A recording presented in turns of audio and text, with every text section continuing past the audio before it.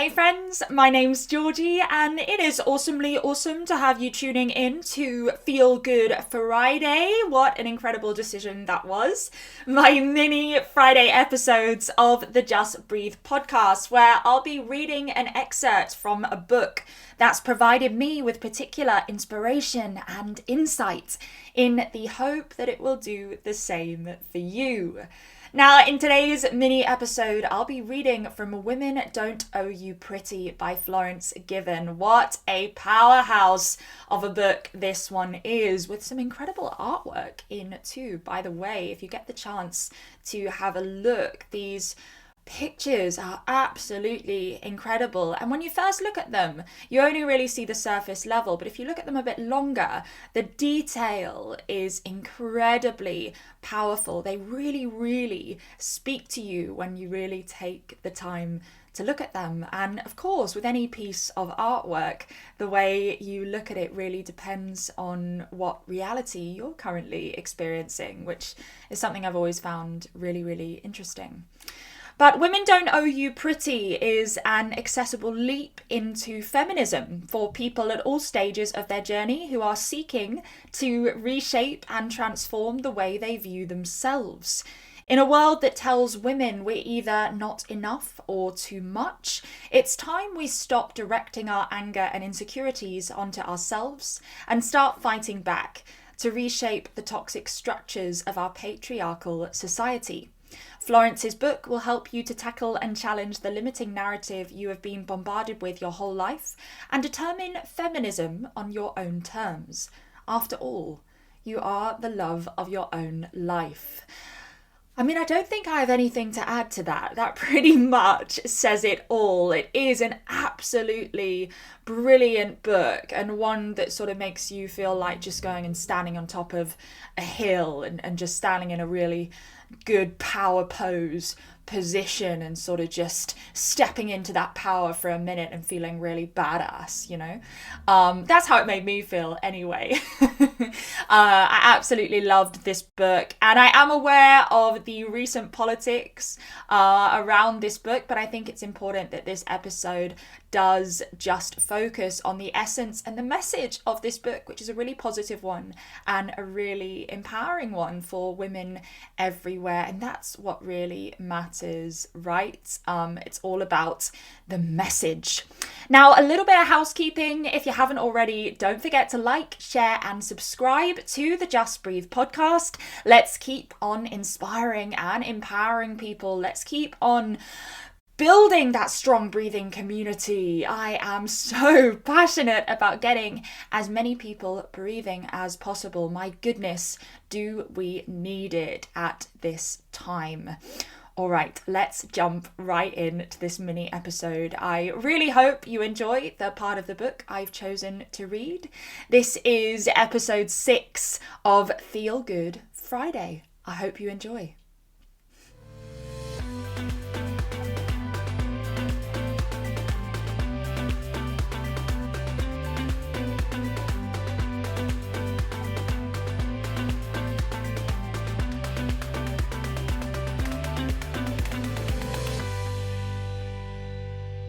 So this section is from chapter 8 of the book, which is titled Protect Your Energy. First and foremost, your time and energy should be preserved above all for yourself. Anyone who wants to be a part of your life must be an addition to your wholeness. If you are subconsciously seeking someone to make you whole, you're not ready for a relationship. Sure, relationships can aid us in our journey of healing and help us to accept parts of ourselves that we are yet to own fully and still feel insecure about. But if you put your worth and happiness exclusively into another person, the moment you part ways, you'll be left with the same unhealed wounds you started off with, and now with an additional person-shaped void to fill too. When we use other people to make us feel whole, we start to base our worth on how they treat us, and we can end up losing our self-worth and our sense of identity. Our worth should not be defined by how certain people treat us. And we cannot take it as a personal fault or reflection of our worthiness when they project their own internalized suffering onto us by mistreating us.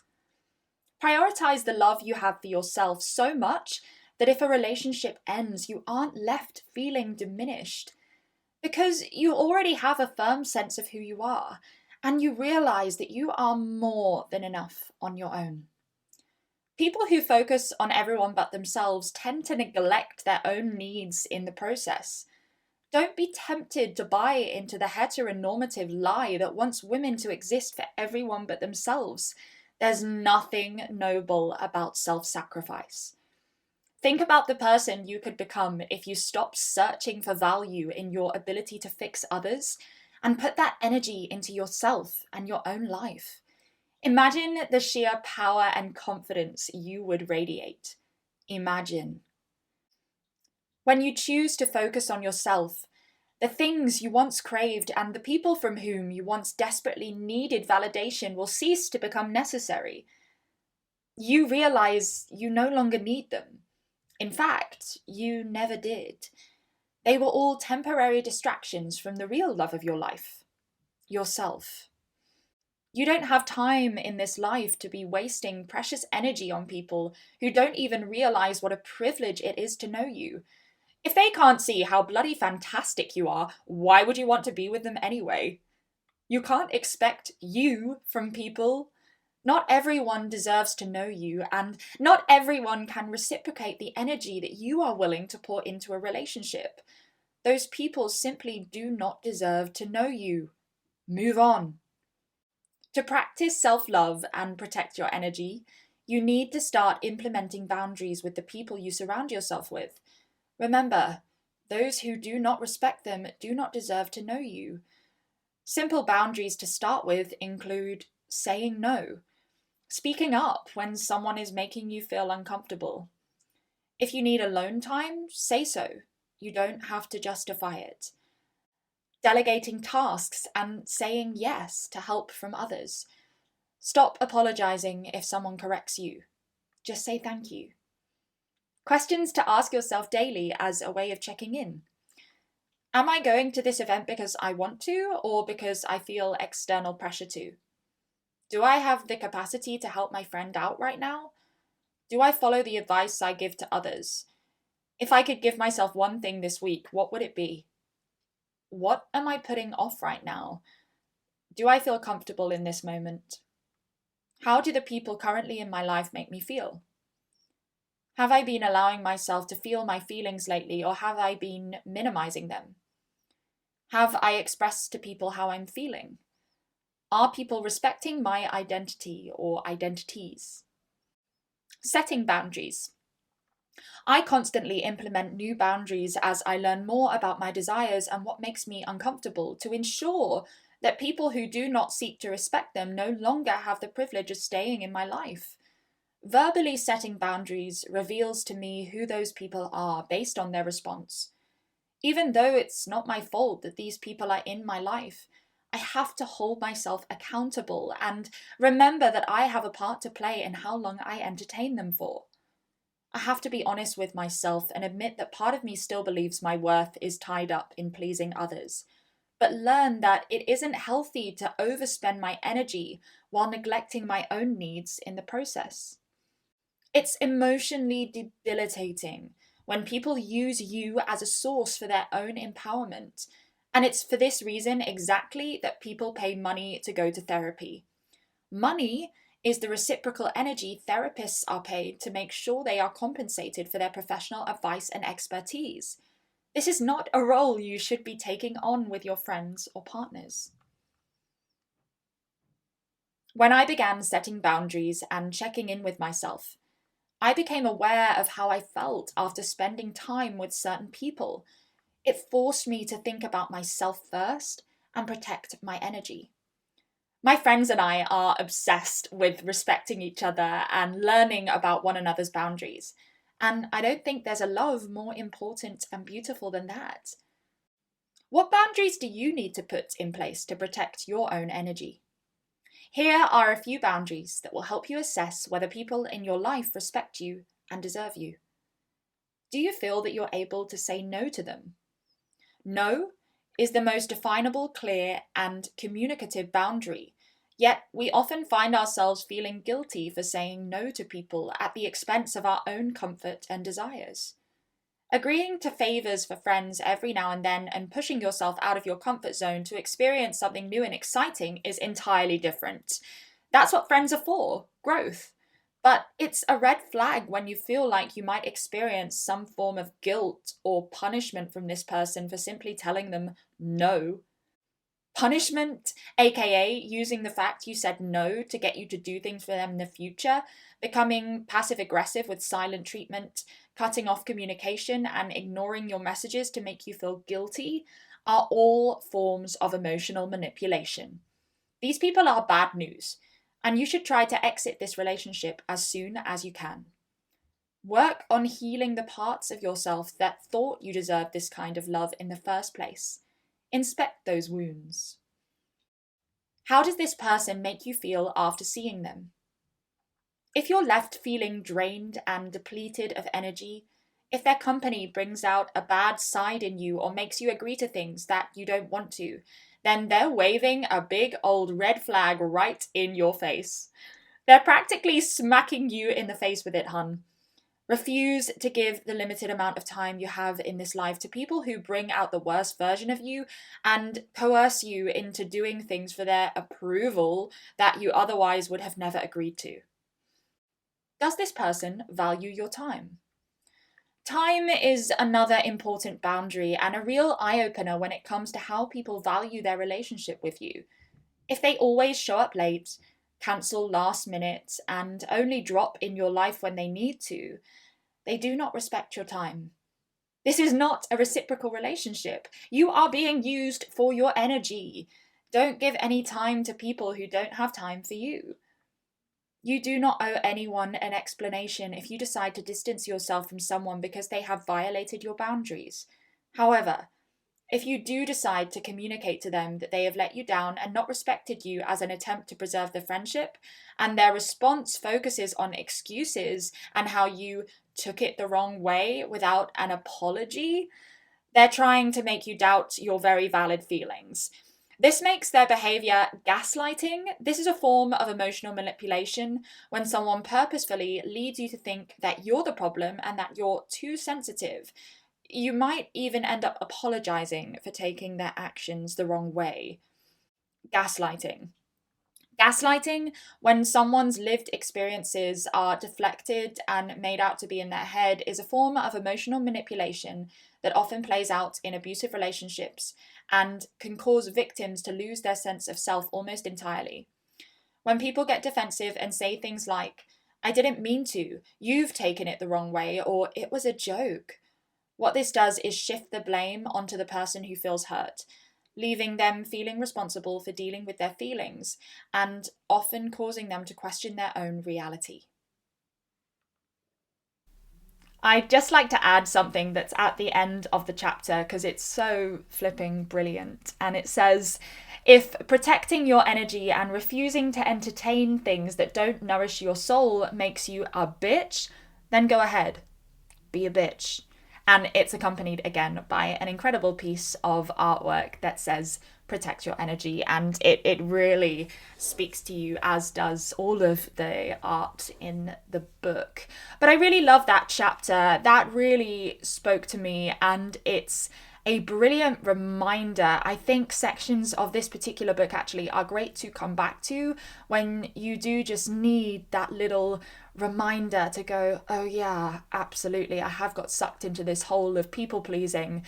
And for sure, I have done my fair share of people pleasing in my time, still do. I'm such a yes person. I always have been. I love to say yes. I love to nourish my connection with others, but there have been many times in my life where I've come close to depletion and burnout because I said yes to helping out so many people and nourishing my connection as I thought I was with other people, that I actually depleted my own energy along the way. And I actually had no time for anything that I really wanted to do because I was doing so much for other people. And it sort of all tied in with what I was doing, especially with my breath work and different things. But it was, at the end of the day, actually all for other people and other people's passion projects and other people's brands and workshops and retreats and things. And I loved doing every single one of them.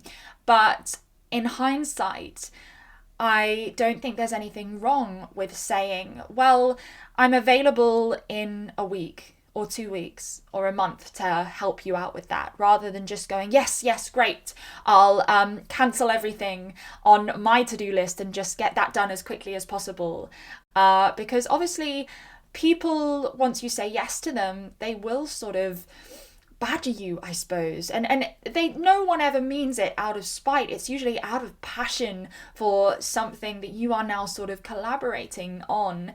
But of course, you are not them and they are not you. So they have no idea what you have going on in the background and what you might need to be focusing your energy on. And it's really interesting, actually. I've been reading Period Power by Maisie Hill, another brilliant book that I'll absolutely bring in to these mini episodes. And that talks a lot about cycle syncing, and she brilliantly aligns it to all 4 seasons of the year: spring, summer, autumn, winter, and puts them with different phases of your cycle, and says how actually when you're in your winter, so when you are menstruating, when you're on your period, you might not want to go to an important meeting, or you might not feel like doing this sort of extensive task for a friend, and that is okay, because you may not have the energy to do that in that moment, and you have to respect that. And the big takeaway from this book, Women Don't Owe You Pretty, in this chapter of protecting your energy, is that if you allow yourself, because at the end of the day, if you've said yes to all these things for other people, as I have done many times, said yes to too many things at the same time, it's completely my fault, because I said yes. I have depleted my own energy, and I have thrown myself into this whirlpool of working from 6 a.m. till 10 p.m. on other people's projects, and then waking up on a Sunday maybe and going, oh, okay, I actually have an hour free now to work on my breathwork stuff, or, you know, all of my passions that I have and what I want to say to the world. And so I think it is really important, is that word no, and also not being scared to leave a bit of time and space to when someone asks you to do something with them, which actually may serve you in some way. And I guess I'm talking more in a professional sense now, but this also relates, of course, to personal things as well.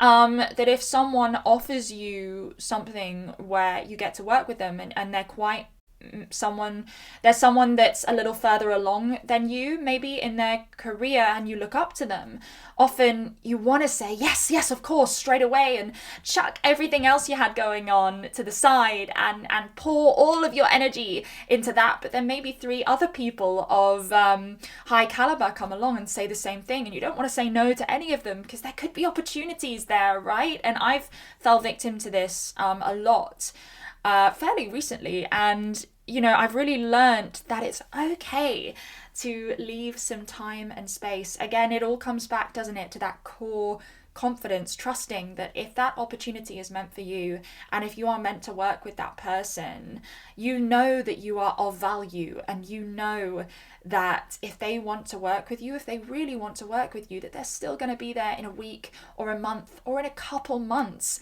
And actually, they're probably going to respect you all the more by saying, I actually have my energy in a lot of other things at the moment, so could we do this in a month or in 2 months? You know, there's a real strength in that, even just saying it now. And it's something I'm constantly reminding myself of, and it's something I am constantly working on.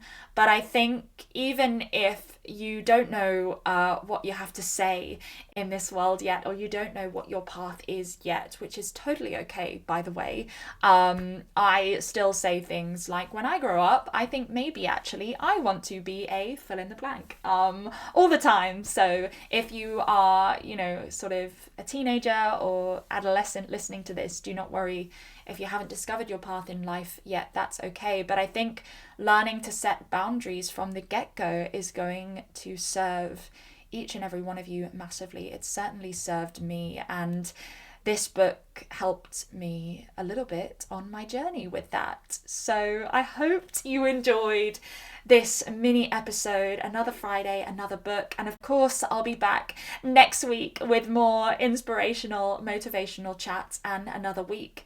Thank you guys for helping me to read more books. Just by knowing I need to make a new mini episode with a new book every week spurs me on to read a little bit quicker and to get those books under my belt. And there's so much learning and growth in reading. It's such a brilliant tool, and I would encourage every single one of you to go and pick up Women Don't Owe You Pretty. It's an absolutely brilliant book. All right, really hope you enjoyed this episode. I'll be back next week. See you then, and have an amazing week. Peace out.